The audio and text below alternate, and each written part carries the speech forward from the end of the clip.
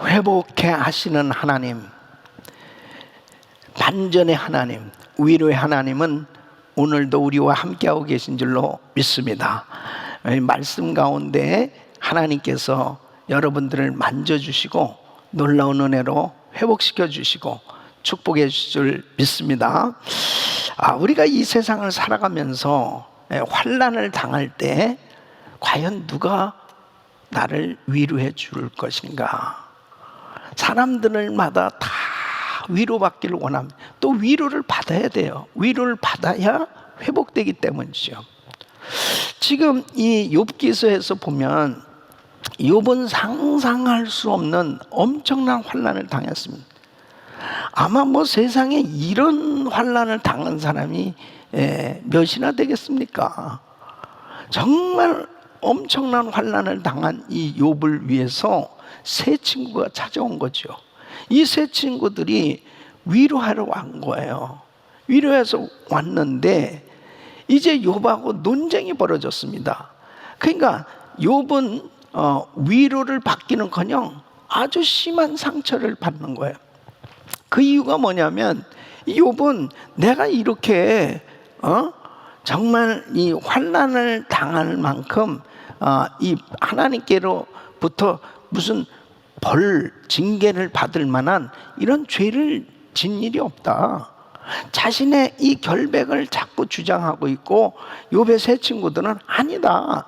너 죄가 있기 때문에 이런 일을 당하고 있는 것이지 죄가 없다면 어떻게 이런 환난을 당하겠느냐. 계속 아주 공방을 벌이는 것입니다. 그러니까 변론을 하면 할수록 점점 욥은 엄청난 상처를 받고 또 이 세 친구와 이 욥은 아주 이제는 원수같이 점점 사이가 벌어지고 있는 것입니다. 이 18장은 이제 이 빌닷이 다시 이 욥의 이야기를 듣다가 이제 못 참겠다는 듯이 아주 심한 말로 직설적으로 공격을 하는 것을 볼 수 있습니다. 그래서 3절 말씀 보면은 어찌하여 우리를 짐승으로 여기며 부정하게 보느냐. 그러니까 욥에게 이렇게 권면을 하고 있는데 네가 이 권면을 받아들이지 않는 것을 보면은 우리에게 대해서 상당히 이 모독하는 것이다. 모욕을 주는 거다. 그러니까 우리가 소처럼 생각 없고 덜 떨어진 사람같이 보이느냐? 이렇게 이제 공박을 하는 것입니다. 그러면서 뭐냐면 너 그런 식으로 생각하고 그런 식으로 받아들이면 넌 망할 수밖에 없어. 그러면서 악인의 삶의 결과가 어떤지 알아? 첫째는 광명한 세상을 볼 수 없어. 광명한. 그래서 5절로 7절에 이렇게 말하고 있습니다. 악인의 빛은 꺼지고 그의 불꽃은 빛나지 않을 것이요 그의 장막 안의 빛은 어두워지고 그 위의 등불은 꺼질 것이요 그의 활기찬 걸음이 피곤해지고 그가 마련한 꾀에 스스로 빠질 것이다. 뿐만 아니라 평안과 안식은 없단 말이에요. 그래서 11절에 이렇게 무서운 것이 사방에서 그를 놀라게 하고 그 뒤를 쫓아갈 것이며 그러니까 이 빌닷은 욥의 입장보다도 이렇게 안 받아들이고 있는 이 무슨 죄가 있지 않느냐, 자기가 회개할 생각은 안 하고 자꾸 변명만 하고 있다고 이게 오해를 하고 있는 거죠. 그러니까 사실 참 우리가 살아가면서요 오해하게 되어지면 예기치 않냐는 그런 충격적인 그런 그 마음의 상처를 받게 되고 그리고 어려워지는데 사람들이 살아가면서요 거의 지나놓고 나서 보면은 80~90%가 다 오해였다는 것을 알게 된다는 거예요. 재밌는 얘기가 있어요. 어느 집의 아버지가 갑자기 쓰러졌습니다. 의식불명이 된 거예요. 그러니까 큰아들이 막 응급처치를 합니다. 아버지를 살려보려고 막 응급처치를 하는 거예요. 근데 이 아버지가 잘 안 깨어난단 말이에요. 그러니까 둘째 아들 보러, 야, 동생한테, 야, 빨리 의사를 불러오라고. 그래서 이제 병원에 간 거예요, 이 동생이. 근데 이 동생이 와야 되는데 아무 소식이 없는 거야. 그러니까 이 아버지 붙들고서 막 아버지 이제 막 깨어나도록 막 하면서 뭐라고 그랬냐면, 이 동생이 빨리 와야 되는데 이 자식이 이거 죽은 거야 살은 거야, 이거 이 자식이 이게 죽은 거야 살은 거야. 그런데 아버지가 그 순간에 의식이 깨어난. 그래서 그 소리를 듣고 아버지가 충격을 받아 죽었대. 오해잖아요. 아니, 아버지한테 한 말 아니라고 이 동생한테 한 말이라니까. 그러니까 우리가 참 그런 오해 있잖아요. 예? 오비일학이라고. 그냥 이게 참 그게 아니었는데 어떻게 그때 그런 말을 해가지고 아주 딱 오해를 받을 수 있는 그런 일들이 우리가 또 이렇게 살다 보면 생겨지는데, 지금은 이제 이 욥의 좀 입장을 생각해서 한번 좀 이렇게 들어보려고 이 친구들이 좀 했으면은 같이 생각해 볼 수 있는 부분들이 상당히 많이 있는데, 이제 자기들의 입장을 딱 생각하게 되니까 그 입장을 주장하고 있단 말이에요. 그러니까 욥의 입장에서는 계속 상처가 되는 것입니다. 그러니까 이 빌닷이 이제 더 심하게 아주 말을 합니다. 이 13절 말씀 보면 그렇습니다. 질병이 그의 피부를 삼키리니 곧 사망의 장자가 그의 지체를 먹을 것입니다. 또 19절에는 그는 그의 백성 가운데 후손도 없고 후예도 없을 것이며 그가 거하는 곳에는 남은 자 한 사람도 없어요. 야, 정말 이건 너무너무 심한 말 아니에요? 그러니까 아무리 옳은 주장이라 하더라도요, 상대방에게 상처가 되는 그런 말로 설득을 하거나 이해를 시키려고 하면 사실 안 되는 겁니다. 그러니까 이런 말을 들은 욥의 입장은 어떻겠습니까? 이거는 정말 원수로밖에는 생각될 수 없는 그런 치명적인 상처를 입고 있는 것이죠. 그래서 우리가 복음을 전할 때도요, 전도할 때도 참 조심해야 될 부분들이 많이 있습니다. 보통 이제 복음을 안 받아들이니까 또 기독교에 대해서 반감을 갖고 있다거나 또 예수 믿는 사람들에 대해서 부정적인 그런 판단을 하면서 생각하는 사람들이 주변에 많이 있죠. 이런 사람들을 설득하면서 복음을 전해야 될 때 대부분 잘 받아들일 수 있으면 얼마나 좋아요. 근데 나중에 보면 꼭 싸움이 벌어지고 그 다음에는 이 대화가 잘 안 되는 그러한 일들이 얼마든지 생겨질 수 있단 말이에요. 그래서 디도서 3장 9절로 10절에 이렇게 말씀합니다.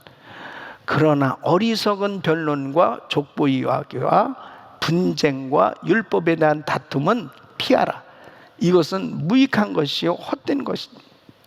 이단에 속한 사람은 한두 번 훈계한 후에 멀리하라고 그랬습니다. 왜냐? 자꾸 논쟁이 붙고 자꾸 이게 싸움이 생겨지면 결국은 유익한 게 하나도 없어요. 사단이 그 가운데서 역사하는 것입니다. 그래서 베드로전서 3장 15절로 16절 보면 우리 전도해야 되는 우리들이 가져야 될 자세를 말씀하고 있습니다. 너희 마음에 그리스도를 주로 삼아 거룩하게 하고 너희 속에 있는 소망에 관한 이유를 묻는 자에게는 대답할 것을 항상 준비하되 온유와 두려움으로 하고. 선한 양심을 가지라. 이는 그리스도 안에 있는 너의 선행을 욕하는 자들로 그 비방하는 일에 부끄러움을 당하게 하려 함이라. 절대 싸우지 말라는 것입니다. 그냥 복음 전하는 사람의 이 인격이 참 중요한 것입니다.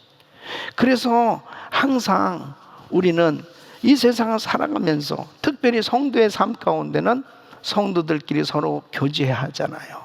서로 대화하고 또 상담도 하고 또 여러 가지 격려도 하고 그리고 권면도 해야 되는 이런 일들이 있을 때 정말 선한 양심을 가지고 끝까지 인내하면서 온유함으로 그렇게 마음을 넓혀서 같이 해주는 그런 시간을 가져야 열매가 맺어지는 거죠. 또 전도할 때도 역시 마찬가지. 오래 참지 않으면 안 됩니다. 왜냐하면 우리도 불신자의 삶을 살아본 사람들은 다 그 과정을 겪었잖아요. 예수님을 모르면요 도무지 이해가 안 되는 거죠. 엉뚱한 말하고 정말 답답한 말하는 거 당연한 겁니다. 그것을 끝까지 들어주고 이해해주고 그리고 참아주면서 온유함으로 품어줬을 때 나중에 그 인격의 감동을 받는 거죠. 근데 지금 이 빌닷은 계속해서 정말 이 욥이 왜 그래야만 되는지 욥의 입장을 생각해 보는 게 아니고 계속해서 자기들의 주장을 받아들이지 않는다고 결국은 심한 말로 엄청난 상처를 주고 있는 것을 볼 수 있습니다. 그래서 우리는 아무리 옳은 말이라고 그래도 상처가 될 것 같으면 하면 안 돼요. 그건 절대로 도움이 안 되는 것입니다. 자, 19장을 보면은 이제 욥은 이 빌닷의 이야기를 들으면서 이 빌닷의 거듭되는 주장은 상처와 고통을 줄 뿐이라고 토로하고 있습니다. 당연하죠. 예. 그래서 2절 말씀 보면 이렇습니다. 너희가 내 마음을 괴롭히며 말로 나를 짓부수기를 어느 때까지 하겠느냐. 아주 정말 고통스러운 거예요. 자기가 이 죄가 있어서 이런 고통을 겪는 것이 아니고 이것은 하나님께서 일방적으로 다루심으로 이런 억울한 상황을 내가 겪고 있는 것이다. 이렇게 호소를 하고 있습니다. 그러면서 하나님은 마치 자기를 정말 이렇게 진노하셔서 원수 대하듯이 나에게 이렇게 힘들게 하고 계십니다. 그래서 이 욥은 사람들을 팔아봤다가 그 다음에 주를 팔아봤다가 계속 반복되어지는 그런 절망스러운 그런 침체에 빠지는 거죠. 그러니까 사실 그렇습니다. 사람들에게 참 위로를 받으려고 사람을 바라보는데 사람을 바라보니까 정말 믿을 사람이 하나도 없는 거예요. 그러니까 이 욥은 자기가 그런 이 상황 속에서 자기의 가까웠던 가족들이 아내도 형제도 친지도 심지어는 종들마저도 욥을 다 무시하고 있다는 거예요. 이 친구들조차도 자기를 조롱하고 있다는 거예요. 그러니까 얼마나 이 욥이 육신적인 고통뿐 아니라 이제는 정신적인 고통까지 당하고 있는 거죠. 그래서 우리는 정말 우리 주변에 또 우리 가족들을 또 우리 성도들, 교우들을 참 슬픔을 당한 이런 분들을 위로할 때 그들의 입장이 되어주는 것, 이것이 그냥 마음을 같이 해주는 것, 이것이 참 큰 위로다 하는 교훈을 얻습니다. 로마서 12장 15절 보면 즐거워하는 자들과 함께 즐거워하고 우는 자들과 함께 울라고 그랬습니다. 그래서 누가복음 7장에 보면 나인성 과부가 그 하나밖에 없는 아들이 세상을 떠난 거예요. 그랬을 때 얼마나 고통스럽게 그냥 통곡하면서 그렇게 우는지. 막 그 관이 지나갔는데 예수님께서 그 모습을 보시고 멈춰 서게 한 거예요. 그리고 그 죽은 그 아들을 위해서 청년아 일어나라 그러면서 그 아들을 살려주죠. 바로 우리 예수님은 정말 긍휼이 많은 분이십니다. 바로 우리 주님은 우리의 이 환난과 우리의 궁핍과 우리의 연약함 때문에 울고 있는 모든 것까지도 주님은 다 알고 계시다는 거예요. 그래서 계시록 2장 9절에 보면 서머나교회가 엄청난 핍박과 환난을 당하고 고통 가운데 있었습니다. 내가 네 환난과 궁핍을 알거니와. 예? 그러니까 주님이 아신다, 주님이 알아주신다 하면 다 회복될 수 있는 겁니다. 여러분, 정말 우리가 신앙생활 하면서요, 누구한테 내가 하소연할 수도 없고 너무너무 힘든 그런 일을 겪을 때가 있잖아요. 나의 고통을 누가 알아줄까? 나의 이 마음을 누가 알아줄까? 그럴 때 사람에게서 위로를 받으려고 하면요, 정말 위로받기 어렵습니다. 예? 저도 제가 어제 이제 3부 예배 마치고 집에 가니까 진짜 이렇게 목을 뭐 새벽에도 쓰고 저는 매일같이 이렇게 부르짖고 기도하죠.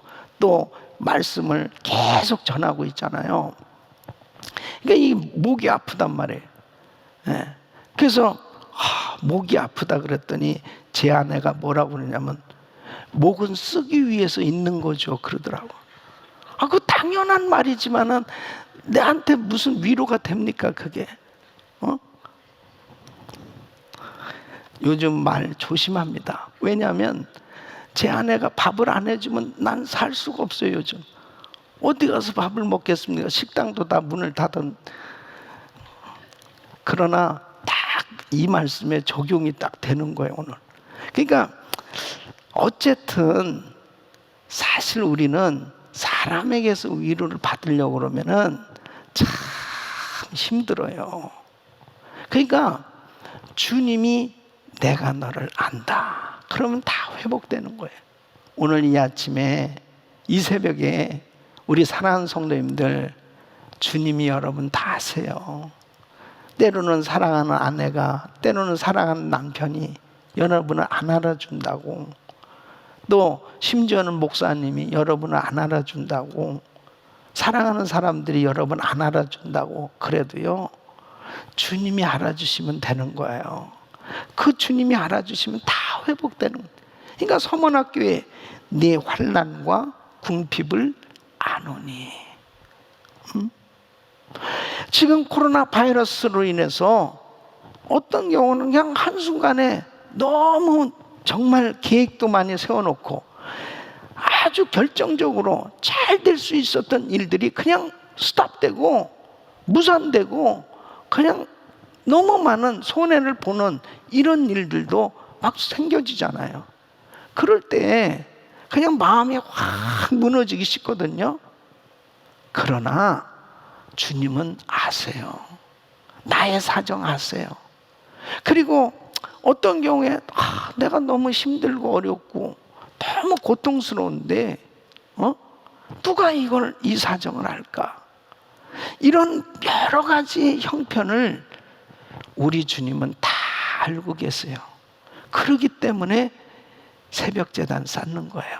그러기 때문에 하나님 앞에 나오는 거죠. 나의 모든 사정을 아시는 주님, 그 주님 앞에 내려놓으면 우리 주님께서 내가 너를 안다, 우리 주님 건져주시고 우리 주님께서 회복시켜 주실 줄로 믿습니다. 자, 은혜 나눈 한 구절 말씀은 욥기서 19장 25절, 우리 같이 읽습니다. 시작. 내가 알기에는 나의 대속자가 살아계시니 마침내 그가 땅 위에 서실 것이라. 예. 이 욥은 엄청난 고난 속에서 참 참 사람을 바라보면 바라볼수록 기막힌 위로를 받기커녕 정말 상처만 계속 받는 이런 환경 속에서 그는 엄청난 진리를 깨닫습니다. 그러니까 여러분, 우리가 이런 엄청난 환난을 통해서 참 유익을 얻어야 될 수 있는 게 뭐냐면 위대한 진리를 발견하는 거예요. 그래서 시편 119편 71절에는 고난당한 것이 내게 유익이라 이로 인해서 내가 주의 율례를 배우게 되었나이다. 이 욥은 상상할 수 없는 그런 고통을 지금 당하고 있잖아요. 어떤 면에서는 새 친구들 통해서 위로를 받았다면 이런 진리를 못 발견할 수도 있을 거예요. 그런데 누구도 믿을 사람이 없는 거예요. 이 세상에 누구도 믿을 사람이 없는 거예요. 이런 상황 속에서 주님을 바라보게 된 거죠. 그 주님을 바라보는 가운데 고난을 통해서 하나님을 아는 지식을 얻게 된 겁니다. 여러분, 정말 이 코로나 바이러스 사태를 통해서 우리는 모든 일상이 다 이렇게 제한받고 정지된 가운데 우리는 주님을 바라보는 시간을 갖고 있는 거예요. 이 주님을 바라보는 시간에 말씀을 깊이 묵상하는 가운데 하나님을 아는 지식을 습득할 수 있도록 하나님을 아는, 하나님을 만나는, 하나님을 아는 진리를 깨닫는 이런 복된 시간이 되시기를 예수 이름으로 축원합니다. 이것이 위대한 힘이요, 위대한 능력이 임하는 겁니다. 그래서 오늘 이 말씀 보면 바로 내가 알기에는 나의 대속자가 살아계시니, 나의 대속자가 살아계시니, 놀라운 깨달음입니다. 그래서 첫째는 이 구속의 하나님을 확신하고 있는 거예요. 구속의 하나님을 확신하고, 결국은 진짜 도와주실 분은 하나님이라는 거지. 대속의 하나님, 바로 그분은 나의 죄값을 치러주시고 나를 받아주시고 나를 도와주시고 나를 세워주실 분이다 라는 이 확신을 갖게 된 겁니다. 그러니까 이 욥이 사람 바라보면 실망하고 또 대화하다 보면 깊은 침체의 늪에 빠지고 그 다음에 환경은 다 절망이에요. 자기 몸은 이제 막 죽을 것 같고 아무 소망이 없는 거예요. 그러다가 주님 바라보면서 이 놀라운 진리를 발견한 이런 부분이 있기 때문에 욥이 나중에 다시 회복된 겁니다. 그러니까 우리 성도님들은 지난 주일 어제 말씀드린 대로 형통한 삶은 고난을 극복했기 때문에 형통이 아니고 고난 가운데 주님이 함께 하심으로 형통하는 거예요. 그러니까 우리가 하나님의 말씀을 깨닫는 것이 형통입니다. 깨닫는 것이. 똑같은 환난과 시험은 여전히 있어요. 그런데 하나님의 말씀을 깨달으면 그것이 나에게 능력이 되고 그것이 힘이 돼서 바로 그 고난을 극복해낼 수 있는 그런 형통한 삶이 되는 줄로 믿습니다. 그러니까 이렇게 공박을 당하는 환경 속에서 깨달게 된 것은 구속의 하나님에 대한 확신입니다. 두 번째는 바로 부활에 대한 소망을 갖게 됩니다. 그래서 26절 말씀 보면 그렇습니다. 내 가죽이 벗김을 당한 뒤에도 내가 육체 밖에서 하나님을 보리라. 놀랍잖아요. 이제 부활의 소망까지 갖게 됐습니다. 그리고 세 번째는 상급에 대한 확신도 있어요. 27절 말씀 보면 내가 그를 보리니 내 눈으로 그를 보기를 낯선 사람처럼 하지 않을 거리라. 내 마음이 초조하고 뭐예요? 육신적인 삶에 대한 그렇게 미련은 내가 갖고 있지 않다는 거예요. 하루속히 나는 이 육체를 벗어서 정말 그 구속하신 그 하나님을 만나기를 소망하고 있는 겁니다. 여러분, 이러한 이 진리를 깨닫는다는 것은요, 하나님의 깊은 은혜가 이 욥에게 임했기 때문입니다. 사랑하는 성도 여러분, 정말 하나님을 만나서 우리가 신앙생활 할 때 이 고난을 당해보면 그 고난이 깊어졌을 때 더 하나님이 보여지고, 정말 이 부활의 소망과 상급의 소망까지 넷에 대한 이 확신을 갖는 사람은 진짜 알곡신앙이에요. 바로 그 사람은 모든 것이 다 회복되어질 수 있는 이런 은혜를 받게 되는 줄로 믿습니다. 그러므로 우리는 결국 나를 알아주시고 나를 회복시켜 주실 이 구속자 되시는, 바로 대속자 되시는 우리 주님이 우리와 함께하고 계신 걸 꼭 믿으시고, 오늘도 우리의 모든 것을 주님 앞에 다 내려놓을 수 있기를 예수 이름으로 축원합니다. 그래서 베드로전서 2장 23절에는 욕을 당하시되 맞대어 욕하지 아니하시고, 고난을 당하시되 위협하지 아니하시고, 오직 공의로 심판하시는 이에게 부탁하시며, 주님은 자신을 제자들에게도 의탁하시지 않았어요. 사람들에게 의탁하지 않고 바로 하나님 아버지 앞에 의탁하신다, 그렇게 말씀하죠. 우리의 모든 것을 주님 앞에 다 내려놔야 돼요. 그리고 히브리서 12장 2절로 3절 우리 같이 읽습니다. 시작. 믿음의 주요 또 온전케 하신 이인 예수를 바라보자. 그는 그 앞에 있는 기쁨을 위하여 십자가를 참으사 부끄러움을 개의치 아니하시더니 하나님 보좌 우편에 앉으셨느니라. 너희가 피곤하여 낙심하지 않기 위하여 죄인들이 이같이 자기에게 거역한 일을 참으신 일을 생각하라. 십자가 바라봐야 돼요. 주님 바라봐야 돼요. 주님 바라볼 때 그렇게 내 마음을 짓누르고, 나 억울해, 나 속상해, 나를 안아주는 사람 하나도 없어, 정말 내 형편을 누가 알겠어, 그러면서 막 힘들어하던 것이 그냥 한순간 싹 사라지는 거예요. 우리 주님의 그 크신 위로를 받을 때 우리는 승리하게 되는 줄로 믿습니다. 그래서 오늘 새벽에도 그 귀하신 주님, 대속자 되신 우리 주님을 바라보면서 다시 부활의 소망, 그리고 나에게 상급을 주실 그 주님 앞에 더욱더 믿음으로 반응하시고 믿음으로 드려지시고 승리하시기를 예수 이름으로 축원합니다.